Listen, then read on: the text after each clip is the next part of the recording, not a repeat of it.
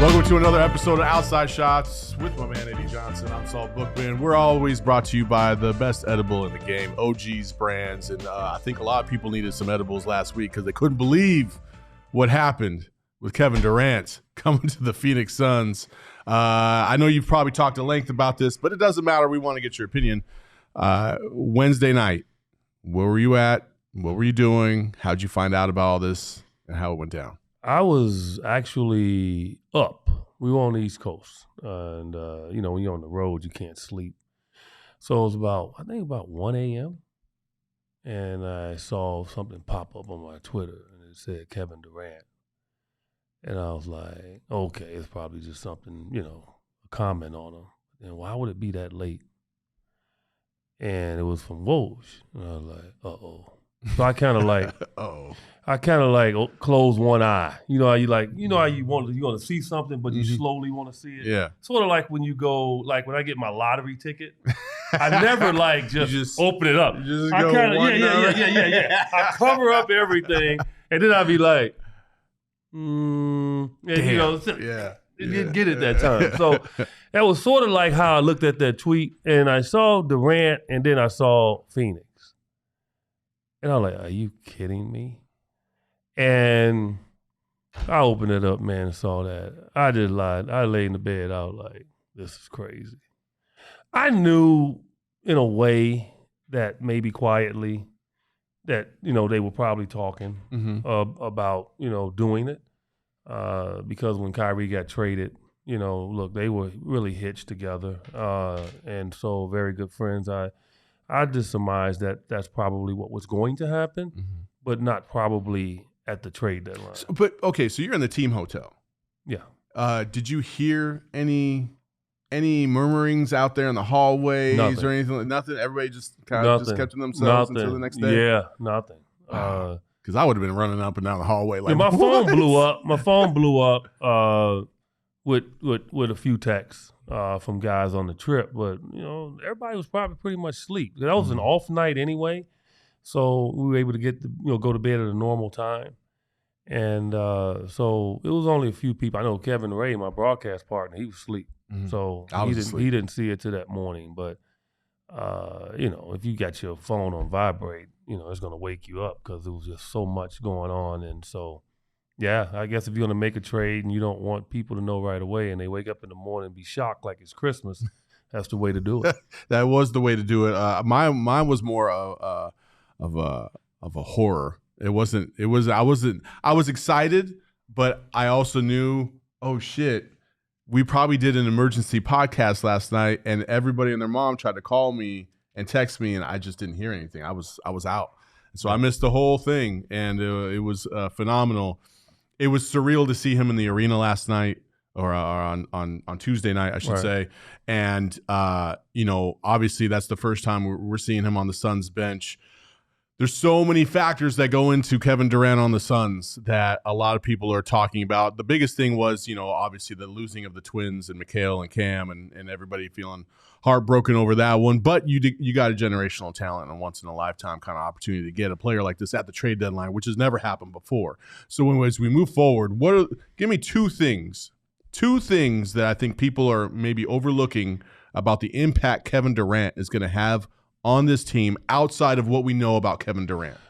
First off, in my opinion, when I say basketball player, you can nitpick on all players, but basketball player, to me, he's the best in the game. Truly the best in the game. Now, some people say, well, what about Giannis, what he's doing? Giannis is unbelievable. But I think also you can take more things away from Giannis than you can from KD. And that's just how I look at it. It's like, okay, if you're trying to stop KD from driving, he'll still pull up the mid-range, and he's the best right now, I believe, in the league at doing it. If he wants to post up, he can. If he wants to go out and shoot the three and you got to go out and guard him, he can do that. Like with Giannis, you invite the three. Giannis, you'll foul him and take your chance at the free throw line. KD, that's an automatic 2 free throws. Yeah. So for me, it's nothing. He's the best all-around scorer in the game, and it's nothing you can take from him. So now, because of him being that hub, and now you look over there at Devin, who's the best two guard in the game and can pretty much do all the things KD can, but not at the highest level of KD. Now, what are you going to do if you're a team? And now you got the best general in the game, and Chris Paul, who just had 17 and 19 assists, deciphering who he wants to go to. Now, defensively, how are you going to do that? Yeah. Like normally you would maybe try to go double him, right? Well, Chris Paul is shooting the three as well as anybody in the league right now.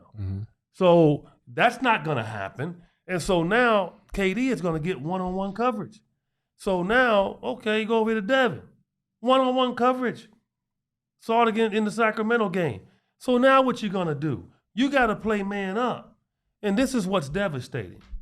The one guy that's going to reap the benefits out of these three Talk to him. is DA. Let's go. Because now DA, his biggest problem is navigating double teams. Guys digging down on him and stripping the ball away. That's not happening. They're not leaving Chris Paul. They're not leaving Devin. They're not leaving KD. So who are they going to leave? They probably going to leave Josh Okogie or Torrey Craig. All right, and I'll get to them in a second. But if they do leave and that's the one they double with, then guess what? You're going to have a bad opportunity because now you're here. Once that ball is swung out, you got wide open shots galore. And so for me, I just think it's tremendous. And Josh Okogie shows you last night, you leave me, I'm going to make you pay. Yeah. And so he and Torrey Craig, Damian Lee, all these guys got to stay aggressive because TJ Warren, you don't tell TJ, he will stay aggressive. All these guys now are going to be playing in the gym by themselves. But ultimately, AD is going to reap the benefits of all of this, man, because he's going to get that one-on-one coverage. And right now, that jump hook, that turnaround jump is just pure, man. So that's what's going to make it tough for everybody. And I know everybody talking about defense and all that, and I get it. Man, look, offense fuels your defense. Like when your offense is flowing, your concentration on defense is even higher because you're going back happy. If you're not scoring, you go back sad. Like you mad because you just missed a shot. You mad because you can't get something done. Your mind is occupied. Whereas when you're scoring, making them taken out of bounds, you're running back happy, which means you're going to be engaged defensively. Yeah. So I don't want to hear that. This would be a very good defensive team, more so because of their offense. So, people just want to nitpick, man. They want to find something in everything. I mean, but KD's not a slouch defender either. No. Like, he's a really good defender. And Devin's played good D. Chris Paul's a hell of a defender. Yeah. Like, if you help DA and funnel people to him, then he can be a nuisance at the rim. And then Josh Okogie and Torrey Craig are roamers defensively. They're excellent. Damian Lee can defend. So I don't know what people are talking about there. The biggest problem for the Suns, I think you know where I'm going. The biggest negative is the rebounding.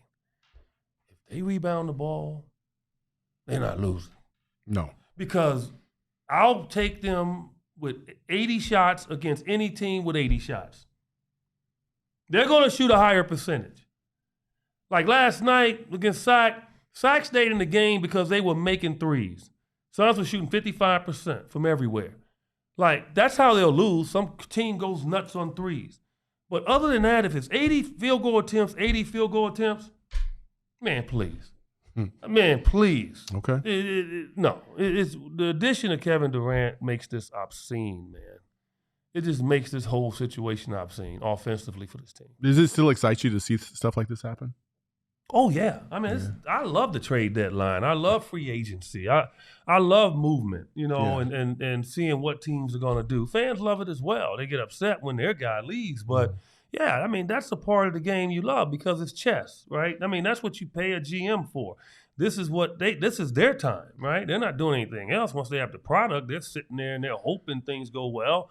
And, during the course of the season, they realize it's hard to make trades then. Yeah. But so, yeah, that's when they're doing their job. And so, yeah, you get excited about it. That's all. Hey, listen, we were all excited about it, obviously. Then they add Terrence Ross to the mix today or on Wednesday. And then, obviously TJ Warren comes into the fold. Darius Baisley from OKC is in the fold. And all of a sudden, the Suns, when they first initially made the trade for KD, seemed like their bench might be a little bit weak.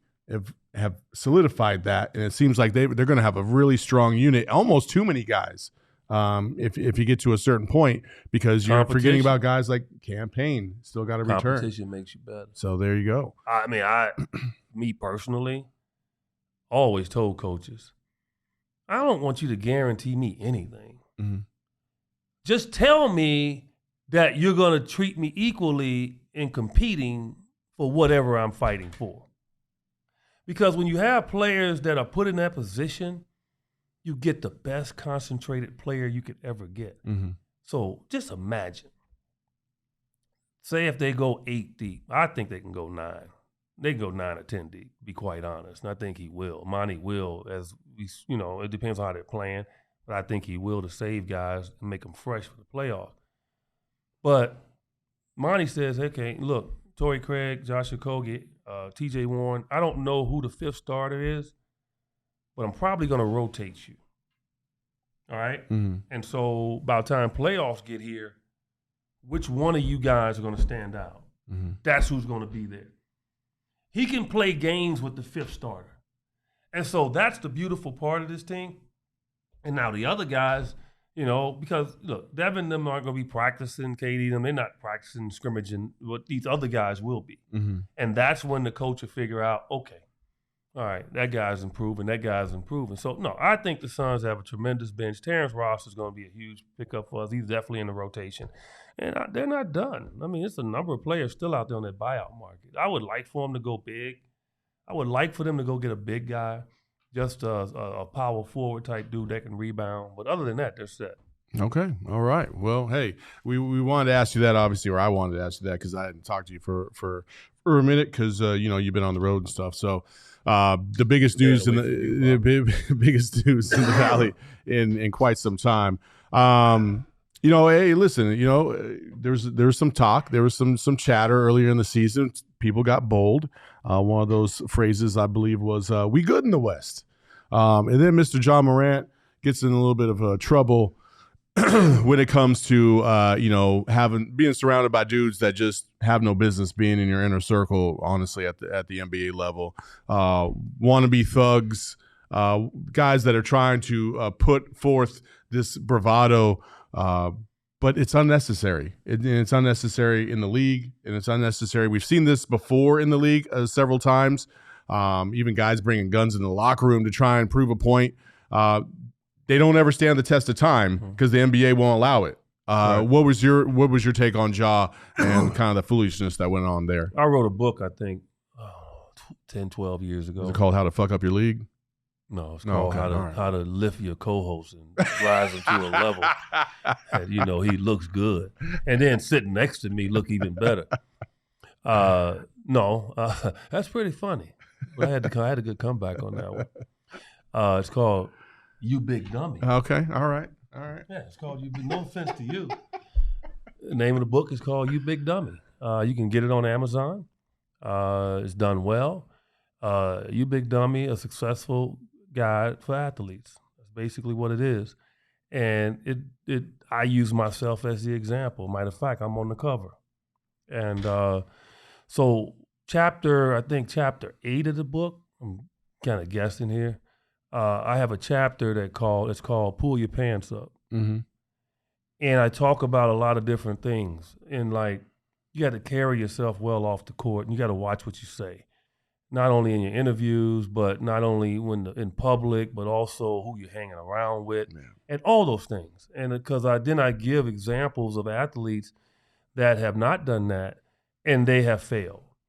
And then they're not being proactive, and so after the fact, they're like, why me? Why me? Well, if you were proactive, you wouldn't be in that situation. Mm-hmm. I grew up being proactive because I had to. Yeah. As I told you in the prior podcast, I had to get up every morning and figure out a different way to go to school because I was going to get robbed. I was going to get confronted if I didn't.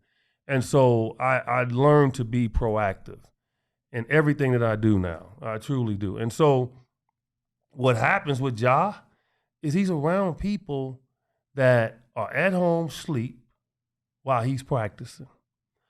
And when he gets home, they wake up. Now, just understand that. He been working all day, practicing, doing his thing. He goes home, they're up. Now they got energy. And they grab hold of him. That's why you got to watch who you hang around with when you get to a certain level, because you got people that want to live with you. And to me, for these guys to point a laser, and most people are saying it was a weapon, at a bus of opponents that is in the NBA, the very league that you're in. I mean, if you're sitting in that car, now I'm not saying that Ja Morant saw the guy do it, but still, to be around somebody that would make that decision, knowing that it's going to affect you and your brand and where you are as a great player, that dude doesn't need to be around you. Yeah. He's going to take you down. And I think that's part of the issue. These guys want to drag these dudes with them. They make the league. They're working hard, doing everything they're supposed to do to get to where they are, putting in this hard work, man. And then you drag guys that didn't put that hard work in. And now their whole thing is they want to hang around and get your droppings and hope that you give them a couple of dollars and all of that. And to me, that's not what you do. LeBron did it the right way. Yeah. He took his dudes and sent them to school. Yeah. And they had to go get their degrees and learn. And guess what? All of them dudes now are multi-millionaires. Yep, they're all successful. They're all multi-millionaires. And they're the ones that's lifting him to billionaire status. He taught these guys how to lift him. Yeah. I don't understand why these guys don't follow LeBron's blueprint. No matter what you think about him, the dude has followed the blueprint. He's not on TMZ. He's not out. What trouble has he gotten into in 20 years? None. I can't even recall anything. He knows the blueprint. Yeah. And these dudes, they want to compete against him, but they're not watching him and figuring it out. I would be hanging onto that guy. Some of them do. Golden State people take their Draymond because he hangs on LeBron. Good job, Draymond. Trust me, I don't have any problem with that. Because Draymond knowing he hanging with that dude, and I'm sure he hangs with Steph too. Yeah. Because Steph does it the right way. Because Clay does it the right way. Because if you want to be successful, you got to put yourself in successful situations, including the company that you keep. Yes. That's the biggest thing. And that's where I think Ja has gone completely wrong, because his upbringing was not bad. It was a very fundamental middle class upbringing, both parents' household. Like there was no tragedy on paper in terms of like the trials and tribulations he had to fight through just to make it to the league. He didn't have some of the obstacles that like yourself had. You know what I mean? But now we're inventing shit to try and make ourselves fit a persona because maybe you live in Memphis and that's how they get down in Memphis or whatever. Like you gotta separate yourself from that and understand, to your point, when you get to a league like the NBA and you're surrounded by millions and millions of dollars and hundreds of people that want that money, you got to identify the people in your life that you would like to lift up, right, to match your level of output. And then by doing so, as you mentioned, everybody else rises to another level. Everybody. And but somebody like Ja Morant clearly has taken the wrong path to a certain direction. And here's where the disconnect is. And I'm gonna try to be tender with this because obviously his dad did a great job in raising him and teaching him the game, getting him focused to get to the extreme high level that Ja Morant's at. But I think his dad is making a small fatal mistake by not letting this kid go out in the world now and grow up. Mm-hmm. Every time you see Ja, you see his dad. Yeah. And I don't know if those are prescription glasses that he wears. But I know a lot of these stars, a lot of these guys, sunglasses are the thing, even though they're prescription and they sitting over there and he in the front row. And the biggest mistake is the TV cameras put it on him. Yeah. No. Job's done, man.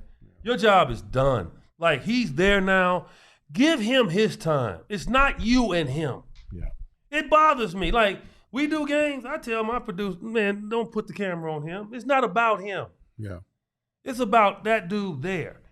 and he's sitting in the front row. You know how much them tickets cost? Yeah, oh yeah. Like, a lot of parents sit up in the stands, away from their kid. Like, I'm like, show all the parents then. Why are you just showing his dad?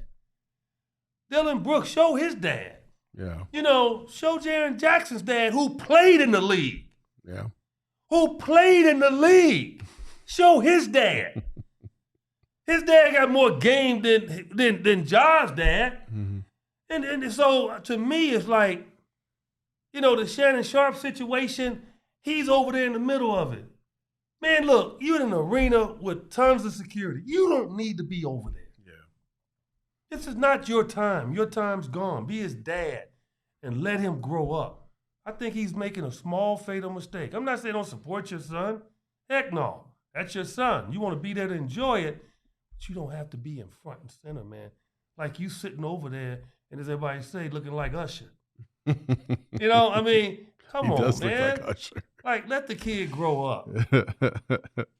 Oh, man. Well, hey, listen, sometimes public scrutiny can burn, and you can let it burn just like Usher did by making sure you can calm yourself down a little bit with some OGs. Again, the number one brand in Arizona for the best edibles on the market. They got the new Happy Balance Happy Time Gummy, I should say, Happy Balance Gummy, which is a nice blend of THC and CBD, and it's nice and mellow. It won't get you too crazy high, and it won't get you too crazy low, so which is a fantastic time to partake in that.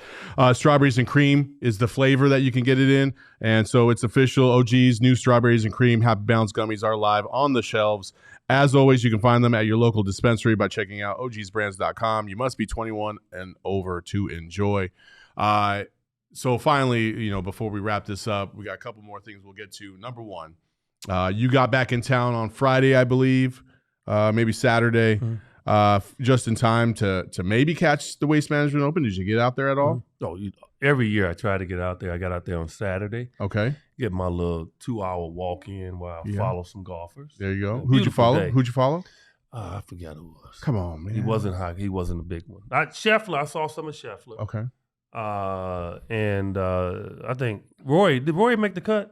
He did make the cut. Yeah, I saw his back. I thought that was him. So, you know, it's hard to walk around there and be focused because, you know, people love the Suns now and they want to engage and all of that. Yeah. But it was more so me just walking, seeing guys tee off, seeing some different shots, pick up something, and then I move on. Mm-hmm. And so I wasn't totally 100% engaged in who was playing well and all of that. It was just, I was just enjoying the environment, which I really love to do. I love to people watch. And so I enjoyed that. I was with a buddy of mine. I throw his name out there since he's Gary Knighton, okay? Gary, I said your name on the podcast. Dr. Gary Knighton, that is. And so, and so just walking around, and then I always end up at the 16th and sit there, and then we gamble. You know, of course, golfers come through. Then we pick and I won a little money again.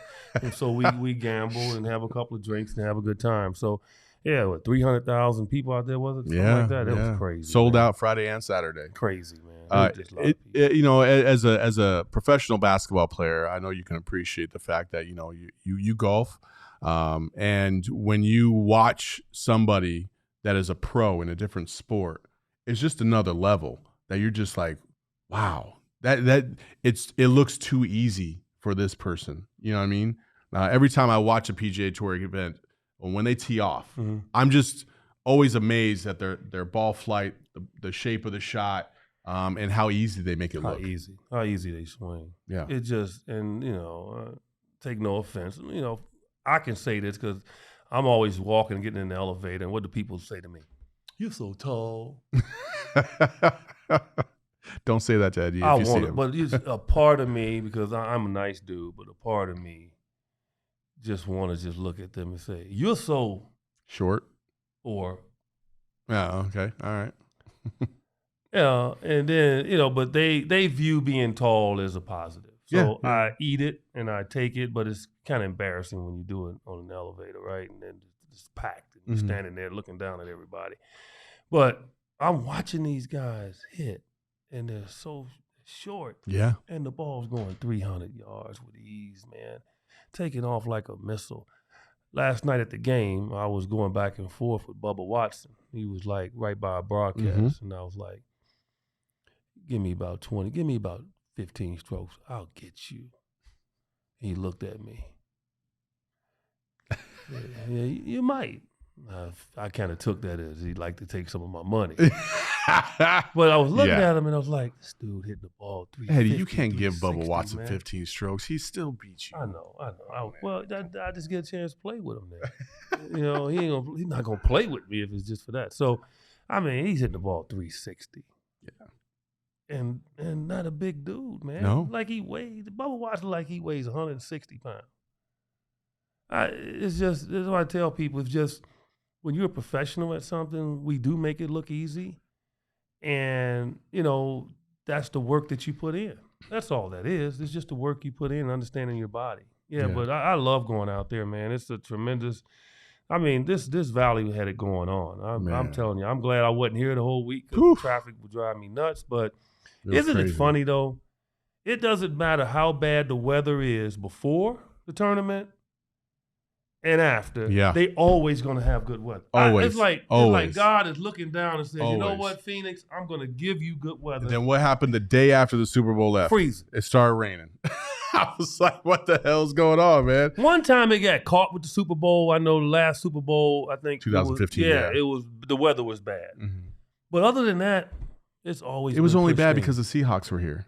Oh, was that it? Yeah, that was it. Yeah, but it's been pristine, man. I just congratulations to Arizona in general. Was your favorite part about the Super Bowl? Was it the game or was it the halftime show? What'd you think of Rihanna? To be quite honest with you, I'm an old school dude. Oh, man. I'm just gonna tell you. Right. I'm sorry. So you didn't see Rihanna at all? Give me some Teddy Pendergrass. Give me some Jeffrey Osborne. You could still appreciate Rihanna. I'm done. Like, you get burnt out. She was elevated 500 feet above the floor for the ground, and she was pregnant. Saul, that's Saul. You get burnt out on stuff, and like I'm burnt out on music. Like when I moved from my home in Paradise Valley, like I had, and I'm not kidding you, I probably had close to, I would say, 10,000 CDs. Mm-hmm. I remember you telling me that. And I'm trying to figure out what I'm gonna do with all that, right? And so do you have a record player? Well, no, I did, yes. But you don't have one now? No, I still have it. It's in storage. But my point is, I just copied everything. Put it all let's just I gotta ask these questions now because now I want to know. All right, so it's an off day. Eddie Johnson's done golfing for the morning. There's no game that night. It's just an off night. What are we putting on? What are we putting on the record player? Because you got to break out the record player now since you got one. You have to have it. So what are you listening to on a Friday night when you're just trying to chill? I used to be really heavy into jazz, believe it or not, when I was in my 20s. Okay. But now it's just strictly old school, man. It's Isley Brothers. It's strictly things that Earth, Wind, and Fire. Just make me want to love. Okay. All right. We already did the OGs read, so I ain't doing that again. Well, I need some OGs to go with that, right? I don't need that old. I don't need hip hop. I like hip hop. Trust me. And I don't have anything against Rihanna. I think she's one person again that transformed her music career to being a billionaire and other things. I mean, I think she's simply amazing. Yeah. And I like her sound, but I'm just not. Yeah, I get it. I'm not, I'm not downloading it. And I get it. Me some Rihanna. No. I got you. No, I mean, I haven't hit that point yet because I have teenagers and they're always listening to the new stuff. Yeah. And some of it I love, some of it I'm not a big fan of, but I'm still growing. I'm sure I'm going to hit that wall at soon where I'm like, I don't like any of this stuff. I always send people my playlist. I give them Teddy Pendergrass. Turn off the lights. Okay. Light a candle. Come on, man. They don't make music like they used to, man. That brings emotions out of you, man. Yeah. Turn them off. I had Love's Holiday as my walk-in song for my wedding. So, yeah. I mean, I got you. A little Earth, Wind, and Fire. Let's go. What the world could use a lot more of is love. And unfortunately, we're going to go down to this last segment, which is unfortunate because yet another mass shooting happened in this country. This time at Michigan State, on the heels of several hundred others that have happened in this country over the period of time. We've gotten to the point now where you can't even keep up with how many times this has happened. And I know you wanted to speak about this a little bit, but I will say this. It was surreal.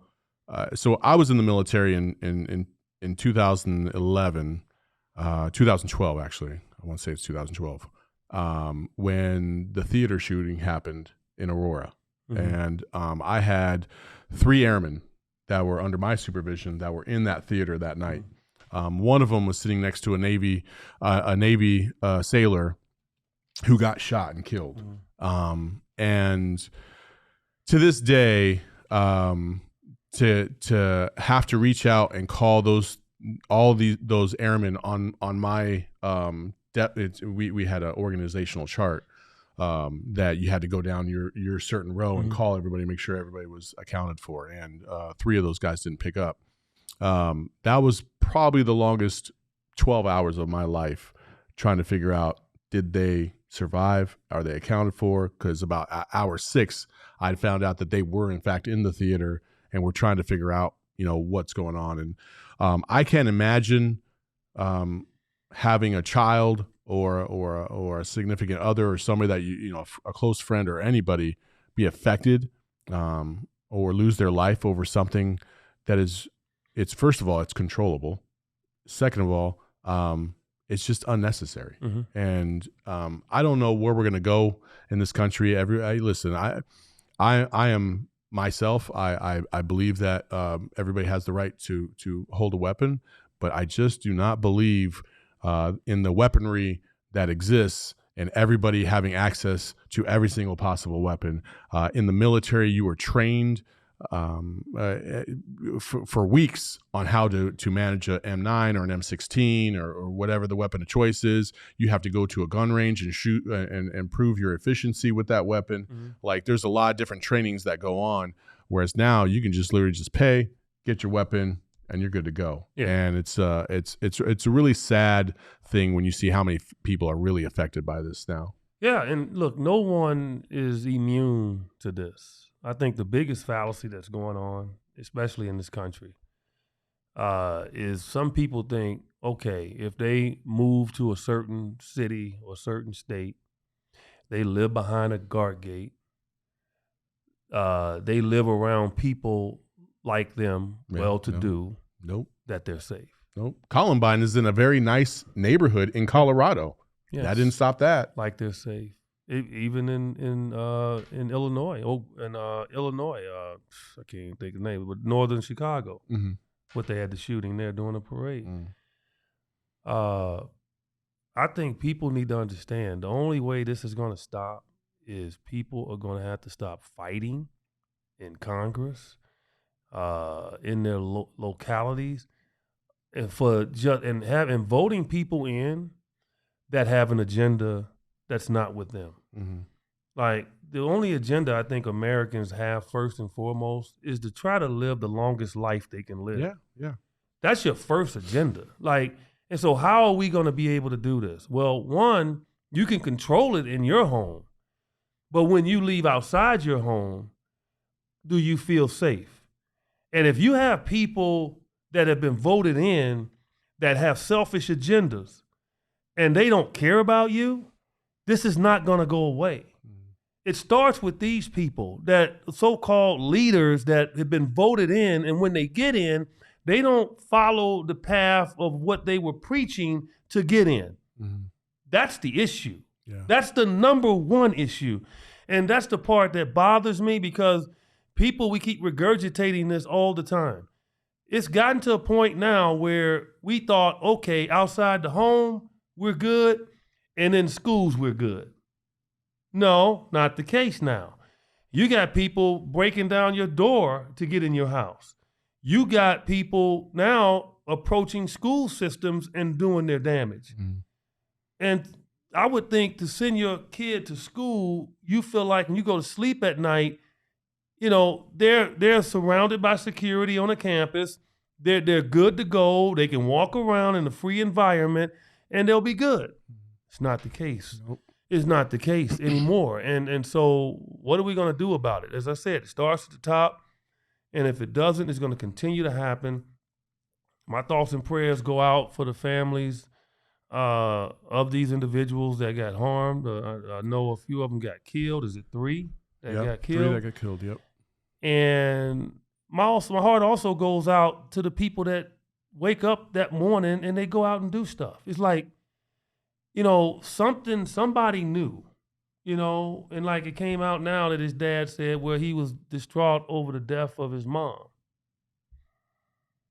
Okay, so if you're distraught over death, why would you go kill? Yeah. It baffles me. There's obviously a psychological aspect to this that I mean, honestly, until not until, but if you're never in that spot or in that moment, you can never really identify what is really going on with an individual. But I think again, at the end of this, what do they always tell you in sports is control what you can control. You can't control how another player is going to play or the things that they can see on the court, right? What we can control in this country is the use of ammunition or the issue of ammunition and the weapons themselves and what caliber weapons people should have access to and should not have access to and so on and so forth. And that's where the debate starts. And to me, that's where it also ends. I have a weapon. I've never had one, but I did eventually went to get one. 2 police officer friends of mine took me to the gun store and they said, okay, Eddie, what are you looking for? I said, just something that can protect my home. Yeah. That's it. I said, I'm not going to be carrying it. I'm not looking to be, outward with it. And they got me something and I put it in a safe bag in my home where you can't get in and it's sitting there. Close by, but it's just sitting there. And I've never used it. Mm-hmm. And I won't use it unless somebody feels like they want to come inside of my house. Yeah. Okay. But you got people out there with them on them and they get mad at a traffic stop. They mad because somebody jumped in front of them. They're late to work and all of a sudden it escalates. And all of a sudden now they know they feel strong and confident because they got something sitting with them in their car. Mm-hmm. And that's how stuff starts, man. Mm-hmm. And so it's just that part, man. These people that have them, as you said, they need to get educated. They need to go learn how to shoot them and understand that if they do decide to do it, that repercussions are going to happen. Mm-hmm. And if you're in the wrong, you're going away for a long time. Yeah. And I don't want to be in anybody's prison. That's prison here, to tell you too. Oh, come on, man. Jeez. See, and that's that's our cue to end this show. Unfortunately, we had to end it on a somber note, but in typical EJ's fashion, one more dig at me because I'm so great. So thank you so much for joining us. Eddie's going to be on the road next week. We'll see if we can get a show in. I'm not even going to tell you where this guy's going. Just know that he's spoiled as hell. You can tell him. I don't care. He's going to Dubai. He's going to Dubai. Like, what the fuck? Are you serious? Dubai? Like, hey, he's flying Emirates and he's flying, he's got all this fancy. I just imagine him in a robe already, just chilling, laying down, sleeping the whole flight, getting like. They got a bar on that plane. They probably got a 2-story plane for all I know. Spoiled, I'm 63 years old. I told my kids when I was 30, I didn't make a ton of money in the NBA. That's why I hustle now, right? Mm-hmm. I told them, you sitting around waiting on me to go, you're going to find out ain't much left. So you better get out there and get it going. I'm going to have fun, man. I feel you. Like, I haven't traveled, and so it's places that I would love to go. And I think for people out there, they think about this stuff. I mean, Dubai is one of the places. I'm going to Israel in July. My next is Australia. And I lived over in Greece, so I've been all over the world, but I haven't been to these places. Mm-hmm. And that's my bucket list, man. Yeah, I feel and so you're invited. Hey, listen, I'm balling on a budget over here, man. I'm trying my best just to put water in the damn freaking kitchen. You got to get in these trips early, then you save. Yeah, I'm a coupon guy. You got to give me your tips then. So anyway, EJ, the travel guy, will be gone. We'll see if we can get a show in next week. If not, we'll be back the week after that. Eddie has assured me that he will be back now permanently after that trip. So we'll see what happens. Until then, you can follow Eddie Johnson over here at JumpShot8 on Twitter. Follow the show. Make sure you subscribe and like. And you can follow me on Twitter as well at Saul_Bookman. Until next time, see you.